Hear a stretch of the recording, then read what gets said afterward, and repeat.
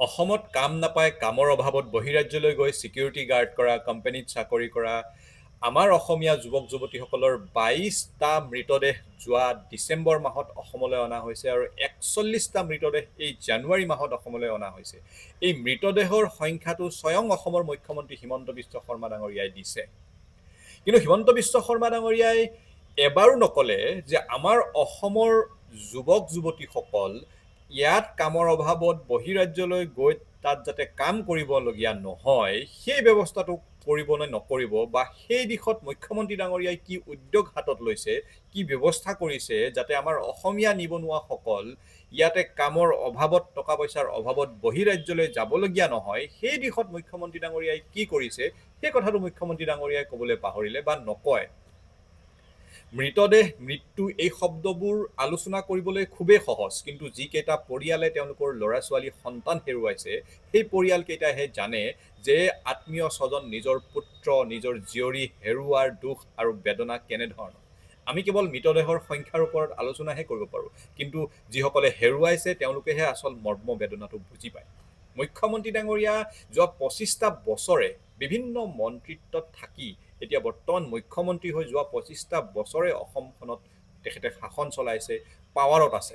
তাৰ পাছতো আজি মুখ্যমন্ত্ৰী ডাঙৰীয়াৰ এই হিচাপটো দিবলৈ লাজ নালাগিলে যে আমাৰ ইয়াতে কামৰ অভাৱত বহিৰাজ্যলৈ ছিকিউৰিটি গাৰ্ড কৰিব যায়, বহিৰাজ্যলৈ কোম্পানীত চাকৰি কৰিবলৈ যায় আৰু সেইসকল যুৱক যুৱতীৰ মৃতদেহ বা মৃত্যু হোৱাৰ খবৰ আমি দিনে দিনে পাই আছোঁ আৰু তেওঁলোকৰ মৃতদেহ আনাৰ কাৰণে আনকি আঁচনিও প্ৰৱৰ্তন কৰিছে, কিন্তু তেওঁলোক যাতে বহিৰাজ্যলৈ কামৰ অভাৱত যাবলগীয়া নহয়, তেওঁলোকে যাতে বহিৰাজ্যত ছিকিউৰিটি গাৰ্ড কৰিবলৈ যাবলগীয়া নহয়, তেওঁলোকে যাতে বহিৰাজ্যত কোম্পানীত চাকৰি কৰিবলগীয়া নহয়, তাৰ ব্যৱস্থা অসমখনক কেনেধৰণে স্বাৱলম্বিতাৰ দিশত আগুৱাই লৈ যাব পাৰি, অসমীয়া নিবনুৱা যুৱক যুৱতীসকলক কেনেধৰণে অসমতে সংস্থাপন দিয়াৰ ব্যৱস্থা কৰিব পাৰি, ইয়াৰ কোনো ধৰণৰ ৰূপৰেখা, ৰোড মেপ মুখ্যমন্ত্ৰী ডাঙৰীয়াৰ হাতত নাই।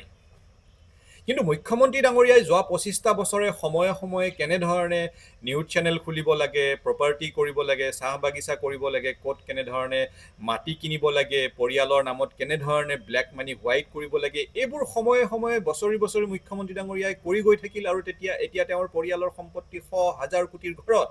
কিন্তু মুখ্যমন্ত্ৰী ডাঙৰীয়াই যোৱা ২৫টা বছৰে যদি উদ্যোগ ল'লেহেঁতেন যে অসমখনক, আমাৰ অসমীয়া যুৱক যুৱতীসকলক স্বাৱলম্বিতাৰ দিশে আগুৱাই লৈ যোৱাৰ, অসমখনক উৎপাদনশীলতাৰ দিশে আগুৱাই লৈ যোৱাৰ, তেনেহ'লে আজি এই পৰিস্থিতি নহ'লহেঁতেন।